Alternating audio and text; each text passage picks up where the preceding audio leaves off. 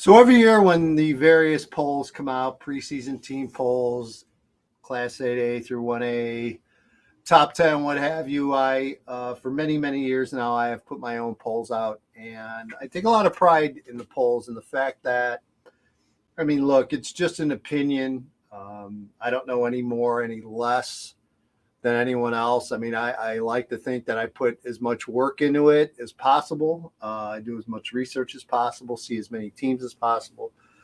So from that aspect, yeah, I definitely take a lot of pride in what I put out. But am I right all the time? No. Am I wrong all the time? No.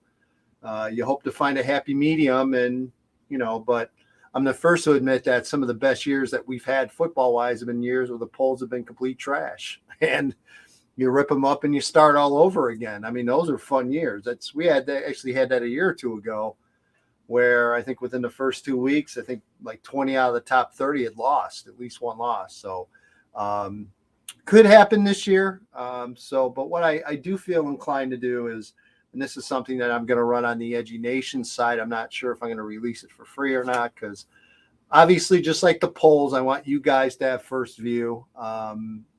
I believe in the sacrifice you make every month is worth it, and that you deserve to get first crack at that and first thoughts and what have you. So, and again, I'm one of the few that I think I openly welcome and seek input. If you don't agree, that's cool. Just let me know. That's why I have message boards. Fire away. If you think I'm completely wrong on a team or something else doesn't work or you've got an issue with something, let me know. It's never a problem. If I'm completely wrong, as you guys will know as well, I'll be the first to tell you, wow, I really screwed that one up, or this one's completely wrong, or a simple, I suck. It happens. So believe me, I'm not beyond that. I'm the first one to admit if I have a good year, a bad year, or a middle of the road year, either way. So let's get into this. So let's start with, today we're going to talk Chicagoland top 30, and then a little bit later in the week, I'll talk 8A through 4A. And again, I do 8A through 4A because those are generally the larger classes. I've reached out more to small school football than I ever have in the last couple of years. I fully plan on having Matt Lang back, and we'll continue to do a weekly podcast and dig into and talk more and more about small school football. I'm actually going to reach out to one publisher group in particular that I think does a terrific job with their 1A through 3A. And hopefully they could maybe become a part of, and again, I'm not going to pay them for their ranking, but would be more than willing to run their stuff for free because they do a terrific job, I feel. So we'll get into that a little bit further down the road, but I definitely want to have something that better represents, say, 1A through 3A, because they deserve it. There's no doubt. It's just the reason I haven't for all these years is I'm literally a one-man operation, and I feel the quality lacks, and I don't want to dig into teams that I haven't really seen. So it's kind of where I come from. So, all right, let's get into it. So the top 30, we'll start at the very top. Lincoln Way East, my preseason number 1 team. I don't know how you feel about that, honestly. I know what I saw last year. I saw a very young team that just showed all the potential in the world to develop into a monster this year. And 16 starters back. The talent level really hasn't dropped at all at Lincoln Way East. Plenty of kids that'll step up. Now you have a roster, a starting lineup that has a year of varsity experience under their belt. Again, I thought had a good run, lost 3-0 to Loyola in the quarterfinal, I believe, in 8A. It might have been second round. I got to double check that. But again, a good run for such a young team. That young team's not so young anymore, especially up front. O-line, D-line, they're going to be very, very good. Enough skills. And that's the thing about Lincoln Way East that people need to understand. Offensively, in more years than not, they're not going to put up 40, 50 points a game. That's just not what they do. But Lincoln Way East will run the football. They'll control clock. They'll execute exceptionally well. In good years, they'll have some explosiveness. I think back to the A.J. Henning years and what have you. I don't see that kind of firepower this year, but I do see a team that, again, just has talent in just about everywhere on the field.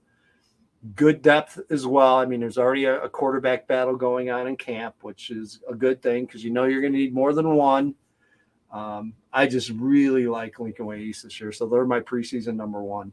Mount Carmel right there as well. I could have easily gone 1 and 2 and flip-flopped them. But the Caravan, just kind of very similar to Lincoln Way East, had a very young team last year. Jordan Lynch has continued to bring up a couple of classes in a row here that just really, really strong. And I think this is the first real group that I think Lynch and his staff feels really, really strong about. Just talent all over the field.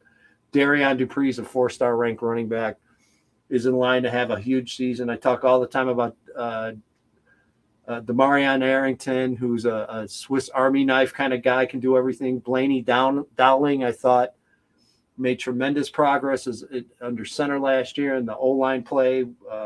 Again, Coach Antonetti does an amazing job there. Asher Tomaszewski's a kid committed to Kansas State. Big-time player on both sides of the ball. Just love the overall depth and talent level of Mount Carmel. Going to be a very, very good year for the Caravan. Loyola, I mean, it's almost impossible not to rank Loyola high. I mean, yeah, they've got some holes to fill. You've got some key kids back, including Jack Stearney, who is committed to Colgate, who I thought had a good year last year, is in line for an even better year this year. 2 Division I tight ends, and Jack Parker, who's committed to Western Michigan, and of course Fitz's son, Jack Fitzgerald, who's committed on a PWO to Northwestern, as you would fully expect. Brooks Barr committed a while ago to Michigan, a defensive end who's a 3-4-star ranked kid. Plenty of talent, and the scary thing about Loyola is the overall numbers and depth in that program is just exceptional. So they will reload as well as anyone. Batavia, again, really strong team last year, young team, a lot of kids back from that team. Very, very tough loss early in the playoffs to Mount Carmel in Chicago. I think all that loss did was kind of bring this group together, got them working even harder than they usually do. This is a very hungry team at Batavia. So Batavia at number 4. Maine South, number 5. Again, if I'm going strictly off of returning starters, the Hawks wouldn't be ranked this high. But if I'm going off of program, the coaches, the history, what they've been able to do, what is in the program from a talent standpoint, and the overall depth and numbers, Maine South is going to be there every year. Again, like what I see from Ryan Leiden at quarterback. And again, I see 2 or 3 kids were very, very capable of taking over that quarterback spot and leading the Hawks to quite a few wins. A big fan of Emmett Wolf, kind of a linebacker / outside backer type defensive end, who's a very strong player. And Spencer Dow leads an offensive line that I think will be very good as well for the Hawks. And again, the skill positions, it just never ends with quality receivers and backs. And again, Maine South will be very, very solid again. Glenbard West, it's really interesting with Glenbard West. I don't know if I'm way off in my thoughts and assessment on the hitters, or there's a lot of haters out there for Glenbard West. I think it's a little bit of both. I like this group when I've seen. I mean, you start with Corey Ty at quarterback, and you look at the remaining offensive skills, and there's some players here. I mean, there's no doubt. I mean, you start with Joey Pope, who can do a little bit of everything. I mean, you look at what he can do offensively as well as playing defense, and in the program, it's amazing to me just how strong that program really is. And you start offensive line with Chris Tarrick, committed to Wisconsin, who's a 4-star ranked kid, can do some tremendous things up front. Really good offensive line back. You look at the Ellens kids. I mean, Juju Ellens is a terrific junior wide receiver, a big time player. I think could end up having a big year. And it's just there's just multiple kids, especially in the skill positions, that could step up and have a big year. Again, I know it's all about defense at Glenbard West. There's some questions there of are the numbers there? Can they step up and fill in some empty holes? And I think they can. Now listen, don't get me wrong. I think the West Suburban Silver, and I haven't really talked about this a ton, but it might be a story I have coming out a little bit later this week. I think this has been one of the top conference races to watch. I think the West Suburban Silver is going to be a tremendous conference race. You've got Glenbard West. You've got York, who's going to be very good. You've got Hinsdale Central, who's going to be very good. Oak Park River Forest is just enormous up front. You continue to go through Lions is a team that was really young last year that I think is going to be much improved this season. And again, Downers North has a ton of experience back as well. So really outside of Proviso, and even then, you got to give some respect to Proviso, but it's a 4 or 5 team race here that could be really, really good when it's all said and done. So again, Glenbard West is definitely going to get tested this year in conference, and we'll see if they can hang on to this high ranking. But I do like what I see from the hitters here. Warren Township, I mean, they are the champs in the North Suburban until otherwise proven differently. They're going to reload. It's encouraging that Adam Behrens is going to be back at quarterback. He's a baseball kid. Started as a sophomore on the varsity for Warren, then didn't play his junior year. Now he's back playing this year. The offense definitely could use a jump start. And I think that's been a big issue with people the last handful of years, is that defensively Warren has been so tough. And I think they will continue to be tough. I think that's definitely a big boost with Behrens back at quarterback. Jalen Duffy's a stud, plays on both sides of the ball. Cassius Callahan's the same kind of kid, so there's still plenty of talent. Neuqua Valley, the Wildcats and Bill Ellington's team, he's got some key playmakers in that team. Mark Menike's a way underrated, overlooked quarterback that's just going to beat you. Grant Larkin's an absolute impact player on both sides of the ball. Cole Dutkovich, I'm sorry. Great linebacker, could be an all-state caliber kid when it's all said and done. Jaden McGee, another running back to watch. I thought he had a nice year last year. He comes back for another year.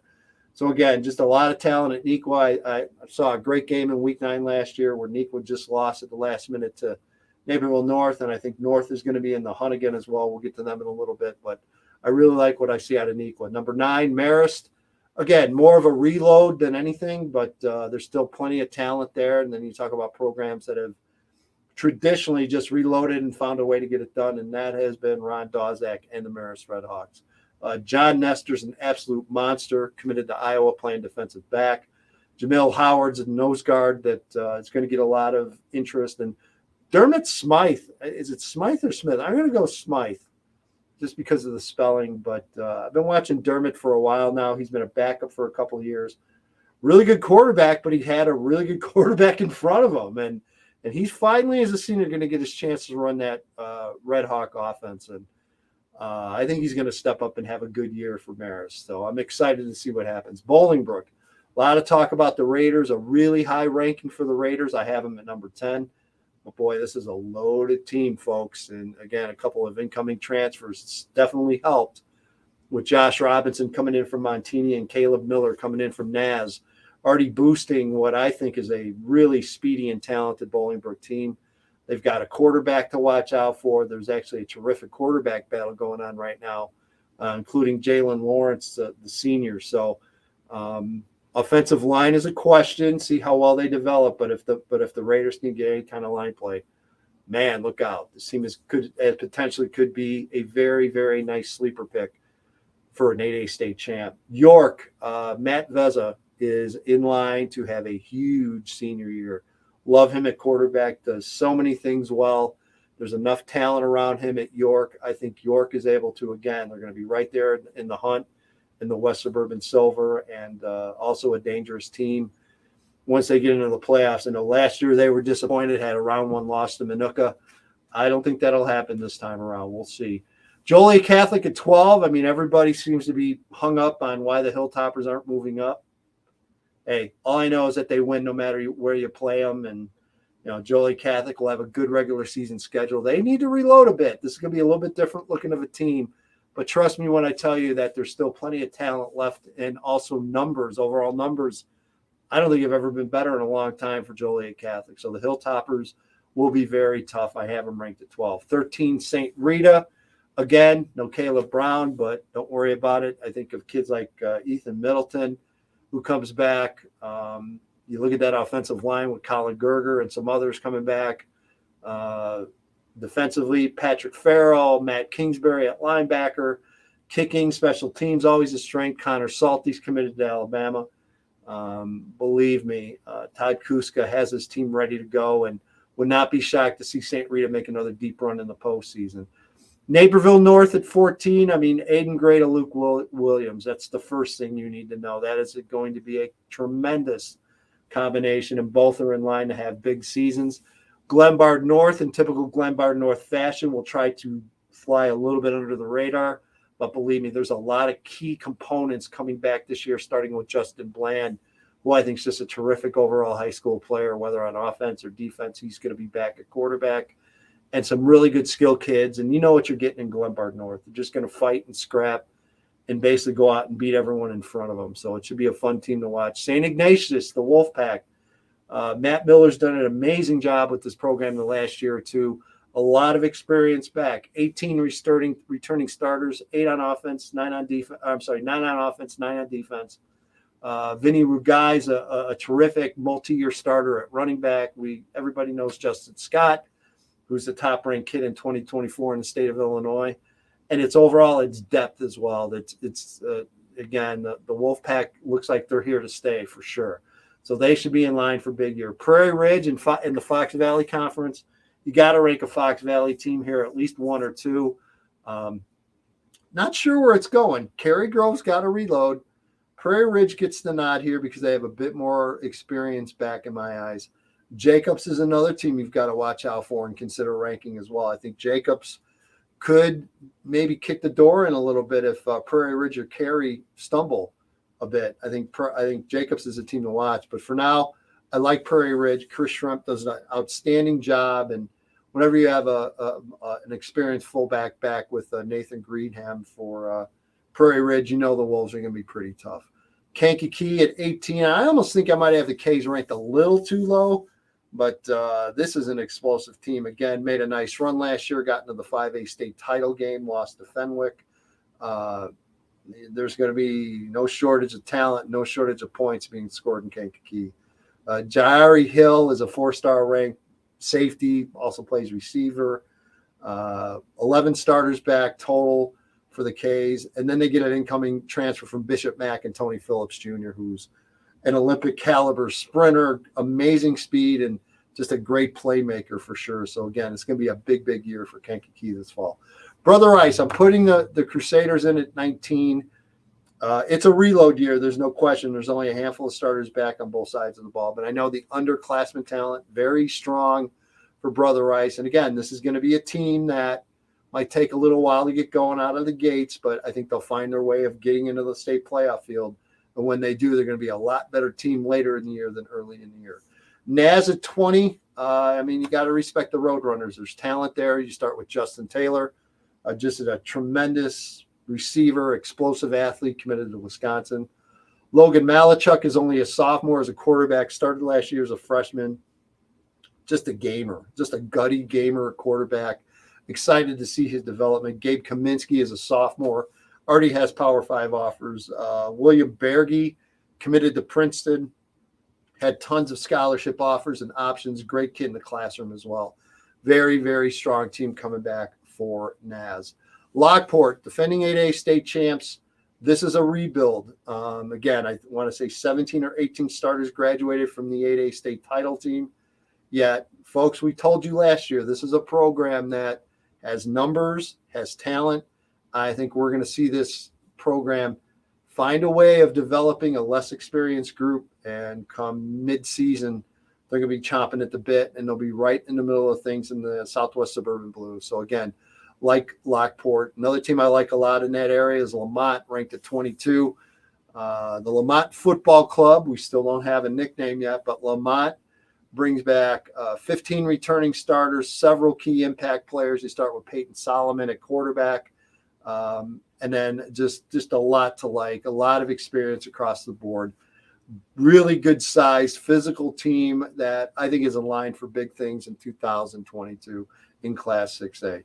Hinsdale Central, again, that's the third team I have from the West Suburban Silver rank. Maybe I'm over my skis a little bit, maybe too many teams in from the West Suburban Silver. We'll see, but I like what I see. You had a great quarterback battle going on this summer between Ben Monahan and Billy Chernugal. Whoever wins that is going to be very solid. And let's face it, in this era, you need more than one quarterback. Really good receiver core too. Young, the Contreras brothers, really young group, but a very talented group as well. So I think the Red Devils are going to be right in the thick of things. Prospect, I'm picking to win the Mid-Suburban East, but not by a lot. It's a really solid group over in the East. Frank Covey, committed to Northwestern, will play quarterback, can play some defense, can play just about anywhere you put him. That and the fact that there's a nice group of returning starters back for the Knights. I like Prospect coming out of the Mid-Suburban East, and I have them ranked at 24. 25, Mid-Suburban West Palatine. The Pirates, a lot of talent, a lot of underclassmen talent to watch. You mentioned Dominic Ball and Jalen Williams, again, is just a sophomore, already has some major Power 5 offers. 6'6", 260. He looks the part. Just a lot of talent. I think Grant Durna is the senior quarterback returning, so he's a big key. I just like what I see out of Palatine at 25. 26, we mentioned Cary Grove. You got to rank them. You got to respect the job that certainly that Brad Seberg and his staff does year in and year out with the Trojans. They find a way to reload. Again, going to be younger, less experienced to start the season, but in that system, doesn't take them very long to get up to speed. Willowbrook, the Warriors, again, they just find a way of winning that conference in the West Suburban Gold. They find a way of getting into the 7A playoffs, and they find a way of beating teams that everyone says they shouldn't beat. It's that kind of team this year at Willowbrook. Joey Tumulty, when it's all said and done, we get a lot of talk about Player of the Year. And A.J. Palicki, I think, is a kind of a little bit of an underrated name right now as a quarterback. He's got size, he's got an arm, and I think A.J. Palicki's in line for a big year. Cremonian, and again, everyone's going to talk about Kankakee. I've got Kankakee ranked just as high as Crete. Don't sleep on the Warriors at all. I'll take Joshua Franklin and Linnell Phillips with just about any other duo in the state this year. They are going to put up big yards, big numbers, and score a ton of points. And those are two kids that are just amazingly athletic and quick and just great ball players. And, you know, again, I think the question with Cremoni is, can the Warriors survive that early non-conference schedule, which I love John Konecki for putting that together. You take on Lincoln Way East, and I believe they also have Brother Rice again. They don't duck anyone. I love that about Cremoni. And when it's all said and done, I think that Week 9 game with Kankakee is going to be one of the best. So that should be a huge game in Week 9 for the Southland Conference, in my opinion. Wheaton St. Francis at 29. You got to give respect to Bob Millen and the Spartans. That is a roster loaded with talent, and I think this could be the year for the Spartans. I think in 4A, they're going to be right there with JCA and SHG and some others. We'll get into that in a couple of days when we start breaking down things by class. But this St. Francis team has a lot of talent, a lot of ability, and they deserve to be ranked in the final top 30 or the initial top 30. And then Kenwood. I think this is a really big year in the Chicago Public League. I think it's time to see where a program like Kenwood, which has been generating, Q Turner and his staff done a tremendous job of generating talent, sending talent onto the college level. Is it time for this program to turn the corner? Is it time for them to go out to the suburbs and get and beat a couple more suburban power programs and get into the 6A playoffs and make a deep run?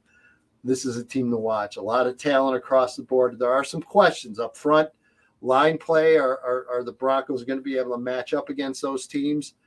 And again, just from a skill standpoint, is a quarterback in place really ready to get going? I believe there is. So it's going to be fun to watch. Kenwood and Morgan Park is in the others, and Simeon as well. So this is, I think, a really important year for the Chicago Public League, because I think maybe there's a couple of teams in line that can make some real noise in the postseason. So there you go. The others we'll get to. I would say first team in out of the others. Boy, Jacobs is a team that's hard to ignore. They're kind of right there. And then another conference I kind of struggled with a little bit is the Southwest Suburban or the Southwest Prairie, the West in particular, between Oswego, Yorkville, Minooka, Oswego East, Yorkville. I mean, that is going to be a great conference.